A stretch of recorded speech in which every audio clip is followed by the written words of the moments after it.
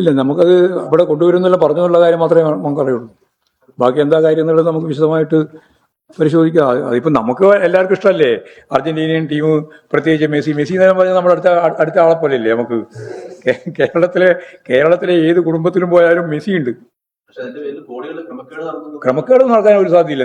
ക്രമക്കേട് എങ്ങനെ നടക്കുക?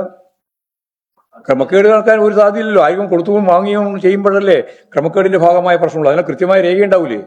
അതൊക്കെ നിങ്ങൾ ഓരോ പുകമറ സൃഷ്ടിക്കാൻ വേണ്ടിയുള്ള ബോധപൂർവ്വ കള്ളപ്രചാരവേല നടത്തുന്നത് മാത്രമല്ലേ ഉള്ളൂ. അത് നോക്കണം. സെക്രട്ടറിനെ തന്നെ ചോദ്യം ചെയ്യേണ്ടി വരും. സെക്രട്ടറി അല്ലേ അതിന്റെ ഉത്തരവാദി. വേറെ രേഖേന്റെ കസ്റ്റോഡിയൻ ആരാ? ഏത് സെക്രട്ടറി ആയാലും നമുക്കെന്താ ഇപ്പൊ ഏത് സെക്രട്ടറി ആയാലും ഒരു കാര്യം കഴിഞ്ഞ സർക്കാരിന്റെ കാലത്തായതുകൊണ്ട് എന്താ സർക്കാർ അവസാനിക്കുന്നുണ്ടോ?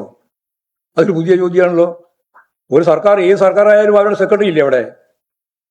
അതെങ്ങനെയാ ഈ രീതിയിൽ നിങ്ങൾക്ക് ആളുകളുടെ ശ്രദ്ധ ഇരിക്കാൻ വേണ്ടി ഇപ്പം മെല്ലെ മെസ്സിനെ കൊണ്ടുവരിക?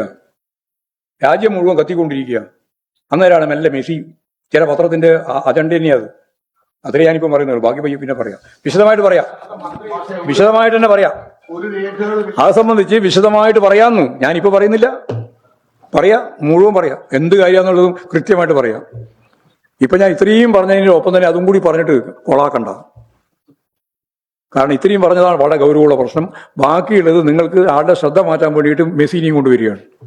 അത്രയേ ഉള്ളൂ കാര്യം. അത് ഞാൻ അതിന്റെ മുഴുവൻ ഡീറ്റെയിൽസും അടുത്ത ദിവസം പറയും.